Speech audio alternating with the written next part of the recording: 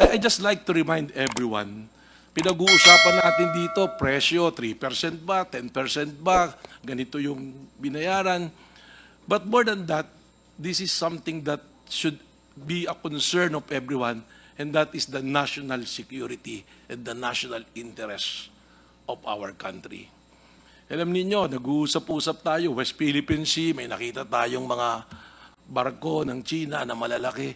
Ito po, hindi na ito kailangan pumasok pa sapagkat nandito sila sa sistema mismo natin ng ating power grid.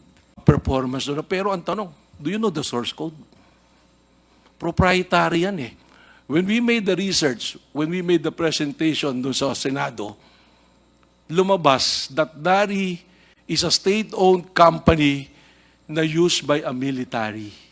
Nakita namin.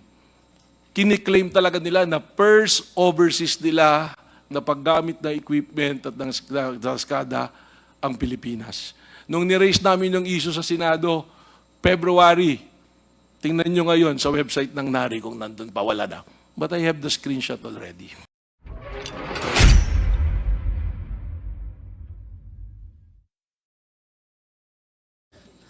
Anyway, thank you very much, Mr. Almeida, for appearing before this committee, and thank you for your manifestation and the manifestation of Mr. C.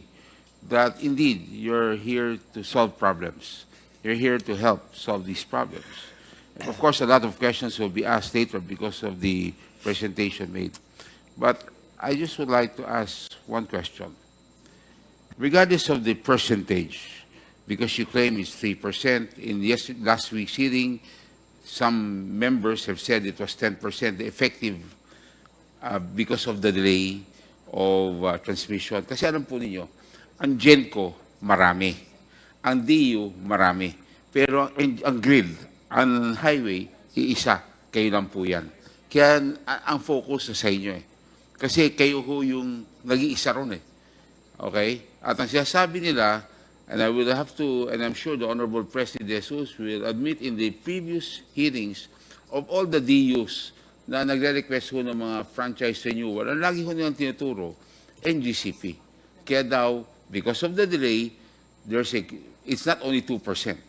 Mas mataas ang effective rate na maapektuhan ang presyo ng kuryente.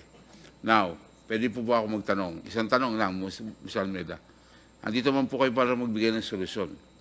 Paano ho natin mabababa ang kuryente sa ating bansa? Maybe all the energy family has to work together to put the prices down. Kasi if we're 3%, we have to talk also to the 97%, Mr. Chairman. So 100% of the whole energy family should discuss and talk. Kami naman on the 3% as the highway will be here. Mr. Chairman, the most important thing here is maybe we can do energy planning as a whole, from transmission, generation, and distribution, on where to put our plants para we as transmission know where to go. Hindi ho kami yung naghahabol po sa, kunwari, sa pataas, pababa, pa-left, pa-right, so that it would be also more viable and consistent also on the timeline. Because we have issues also, of course, on the right-of-ways when we pass through. And in any other businesses then po, Mr. Chairman, those are the issues. And issues on permits and everything. Although DOE has been helping us out also on our to-do list on permits.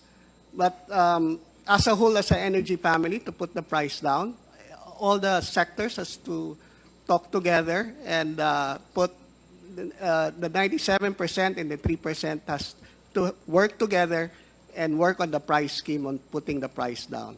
So, Mr. Chairman, it's a holistic plan. It's just not only as transmission. But you will have to admit that you're part of that plan. I mean, Yes, if, of course, if you don't cooperate and yes, the Mr. Chairman. delays, Yes. as presented earlier, Yes. you're only 30% compliant. Yes. You have a 70% backlog, Yes. as they presented earlier. From 250, you've only done 75? yeah, Yeah. 75. So you're like You have a backlog of around 70%. Yeah, can I, yeah. And yes. do you agree that this will cost an increase? Yeah. Mr. Chairman, we'd like to validate that number also, and we'd like to look the figures that was presented by Transco. Because as far as I'm concerned, there are a number of backlogs also on the approvals that we need. Remember, we're a regulated company, so we need also approvals on all those regulations also. Although, if it is a shortcomings of NGCP, I would admit it right now as the CEO here. But of course, I'd like to look at the numbers also and validate the numbers also. Mr. Chairman, yeah, if So that's you okay. confirm that indeed the delays could also bring the prices up? I haven't worked on that. Yeah, Mr. Chair? Mr. Yeah. Chairman, may I be Yes. recognized? Yes, sir. Thank you, Mr. Chairman. Mr. Mr. Sagayo. Paul Sagayo Jr. Yes, here please. From Please. NGCP. Thank Sir you. Paul, yes. Thank you. In the interest of fair play and due process, if I may, Mr. Chairman, this is the first time that we had been seeing all the presentation materials of Transco and IMAP. May we just be given 7 days from today to consult with our consultants, and we will submit the necessary comments. And also, Mr. Chairman, I would just want to, as our President mentioned, we are part of the energy family. And as Congressman Marcoleta mentioned, we are just 3% in the total energy bill. We want to assure this body that when we took over the transmission system, transmission charges had gone down. And before I end, I would like to inform this honorable body that Transco, PISAM, and NGCP entered into a concession agreement. Under 2.01 of the concession agreement, it is clearly provided that Transco has no regulatory powers over NGCP. Just a gentle reminder. Thank you, Mr. Chairman. Thank you very much, Mr. Paul Sagayo. The Mr. Honorable Chairman, Dan Mr. Fernandez, Chairman, you have now the floor. You're the next. Sakto. interpelator. I just wanted to have Honorable Dan a... Fernandez is recognized. Sir, before we proceed with interpellation, Yes. maybe perhaps here I'd like to hear from the former president of Transco. Kasi po I understand the current Transco administration gave their point of view, but I'd also like to hear from more historical The institutional Honorable Dan members. Fernandez. If with the It- indulgence it- of the it's his turn, so he will have to ask that question. kay You- former Transco Are you yielding to the question? ask kay sure, sure. Mr. Chair, So, if the question- Honorable Matibag, Attorney Matibag, please respond. This is now the time of the Honorable Dan Fernandez. I'd like to remind everyone it's 5 minutes questions. Time of the question would be 5 minutes. You can go for a second round if needed, except the answer, ha? Hindi kasama answer din, ha? So 5 minutes po tayo. The Honorable Matibag. Good afternoon. Mr. Chairman, point of order. The What are Honorable the rules of this committee in terms of, there's a representative asking a question and using the time of another representative? No. This is now, that's why I have to, I sought the permission of the Honorable Dan Fernandez. So it's now Dan Fernandez's time. So he agreed. That's also a question. Representative Yes. Fernandez yielding. Yes. Thank you. Thank you very much. The Honorable Matibag. Thank you, Attorney Mr. Matibag, I'm sorry. Thank you, Mr. Chair. And first of all, salamat po sa inyong imbitasyon at paumanhin na pangatlong beses ako na-imbitahan. This is the first time that I attended this hearing. And I'm glad to be here. I'm here just a former president and now just a consumer at isa pong Pilipino. I was just listening to the report into the statement of President Almeida and the good lawyer of NGCP. I've heard that report long time ago. That's the same things that they've been saying na magtulungan tayo, magayos tayo. But let me share my experience when I was the president for 5 years. Wala po kaming pagkakataon na nakapasok at na tingnan man lamang ang mga pasilidad ng NGCP na pag-aari ng Transco. Ngayon lamang po ako nakakita na kami yung may-ari ng bahay at gusto mong tingnan kung anong ginagawa sa bahay mo, hindi kayo pwedeng pumasok. I just like to remind everyone, pinag-uusapan natin dito, presyo, 3% ba, 10% ba, ganito yung binayaran. But more than that, this is something that should be a concern of everyone, and that is the national security and the national interest of our country. Alam ninyo, nag-uusap-usap tayo, West Philippine Sea, may nakita tayong mga barko ng China na malalaki. Ito po, hindi na to kailangan pumasok pa sapagkat nandito sila sa sistema mismo natin ng ating power grid. Nanonood po ako ng hearing ninyo, pinanood ko yung replay. Sinaga ko talagang panoorin. And I was struck by the question of the good Congressman Ace Barbers, which was followed by Congresswoman Luistro about the system, the SCADA system, which was replaced by NGCP when they assume. Yung pong existing na mga ano dyan, na mga equipment is General Electric noon, tsaka ABB. Ngayon, pinalitan nila ng NARI. Hindi po kailangang itanong kung may pumasok na armado, terorista. Simple lang po ang tanong ko kay Engineer Clark. Ano ba yung NARI? Proprietary ba yan? Alam nyo ba yung source code? I will make an example para maintindihan po ng publiko. Cellphone. Lahat tayo may cellphone, di po ba? Hardware. This is Apple, iPhone. Anong software? iOS, di ba? Pag nakalimutan mo po, Mr. Chairman, yung password ng iyong cellphone, hindi ba pwede kang mag-message, forgot password, ipapaalala sa'yo? Ibig bang sabihin, yung SCADA ba na ginather, yung mga data ng ating power grid, hindi ba nakikita ng China? 3 control, walang single red button. There was already an incident na nagkaproblema ang power grid natin. It was resolved remotely. Twice already na nangyari. So ano ibig sabihin nito? Remotely pwedeng gawin. Hindi po totoo.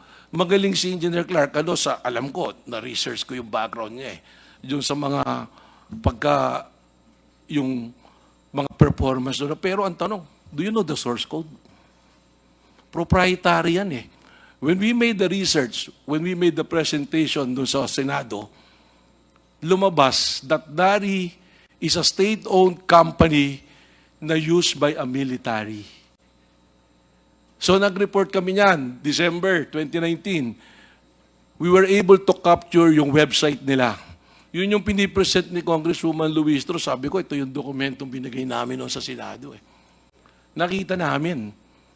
Kiniklaim talaga nila na first overseas nila na paggamit na equipment at ng SCADA ang Pilipinas. Nung ni-raise namin yung issue sa Senado, February, tingnan nyo ngayon sa website ng NARI kung nandun pa, wala na. But I have the screenshot already. So more than that. Now, yung question naman noon ni Congresswoman nung nanonood ako, Kimbo, the Honorable Congresswoman Kimbo, sinasabi natin 3%. Huwag natin paginitan to. I yield to those position of the honorable members. But hindi po 3% lang pinag-uusapan natin dito. The presentation of IMAP was very clear. Nakita nyo yung diferensya because of the delay.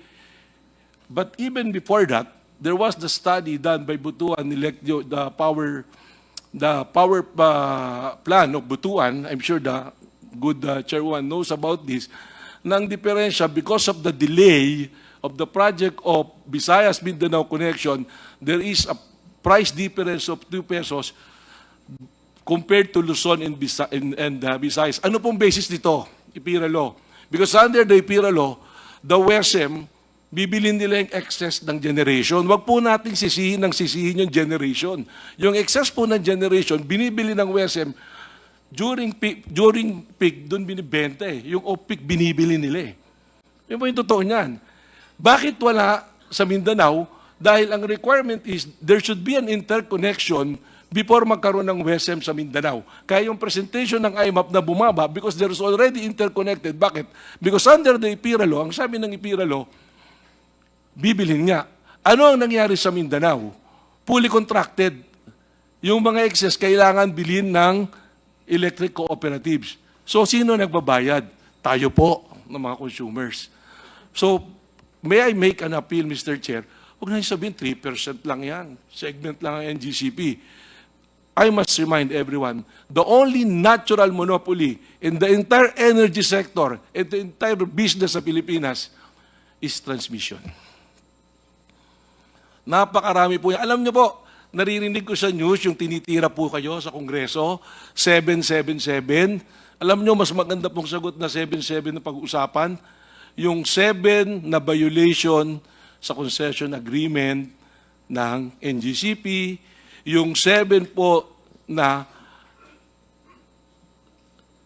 violation ng national security ng NGCP, at yung 7 po na abuse nila as to the financial status ng government natin. Paano natamaan? Bakit nalugi tayo?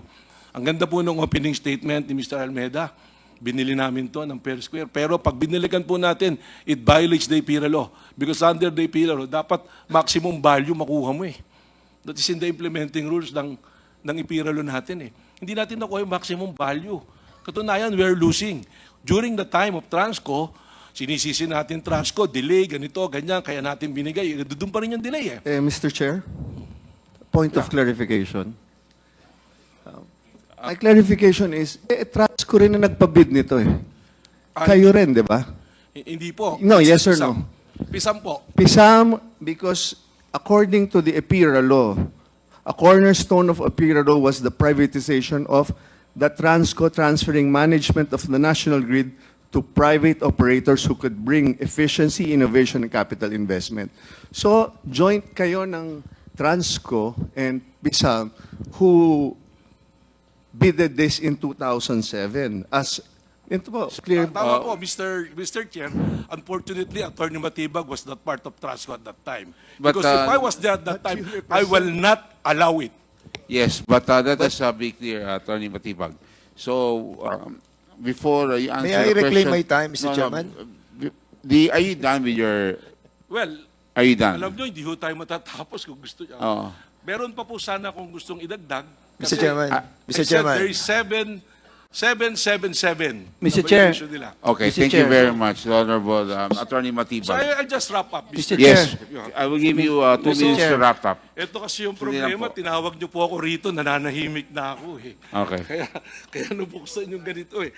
Ako po hindi nagre-represent ng taong Okay. bayan na po yung pinag-uusapan dito. In fact, I was a victim of mga white paper and everything during that time. Pero ngayon, wala namang maakusa sa akin ako ipagkakakitaan ko to kung ano man. So, I can speak freely.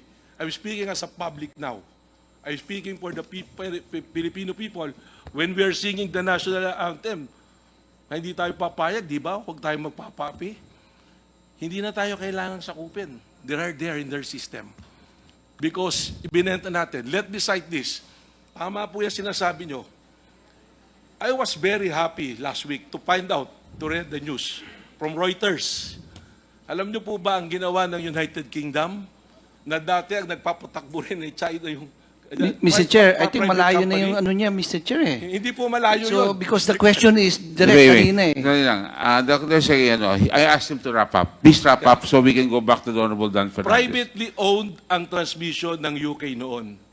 I was redeemed because noong 2017 we're already pushing na dapat government at least the systems operation.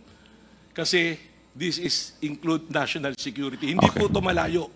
In fact, isa pang news, tinanggal ng UK ang NARI system for the same reason that I am saying now. Kung ilalayo natin, sasabihin natin, hindi na tayo Pilipino nito.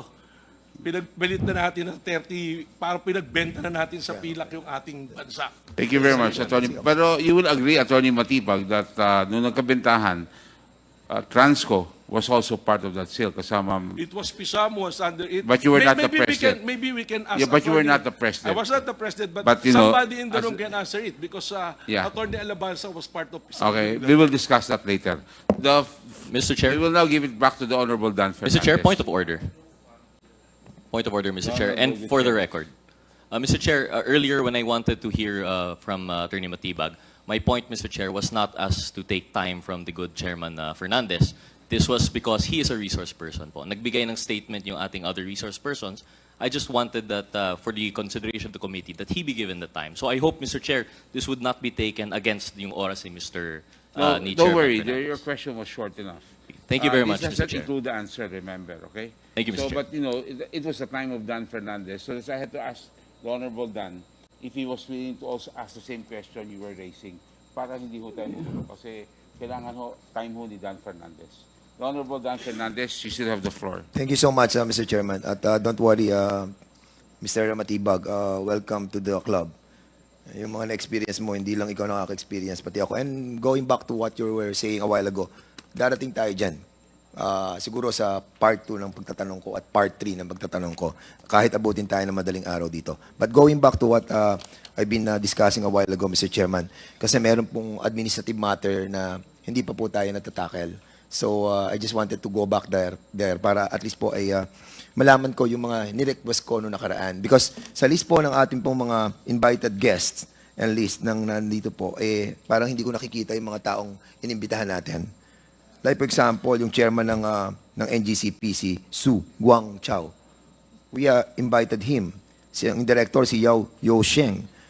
Yung director ng Wang Lijin, si Lin Xinhua. Asan po sila? There's a letter. Yes, what's the from letter all about? Do you have a copy of the letter signed by Mr. Almeida for all of these directors? So ano pong reason, Mr. Almeida, kung bakit hindi sila dumating sa araw na ito?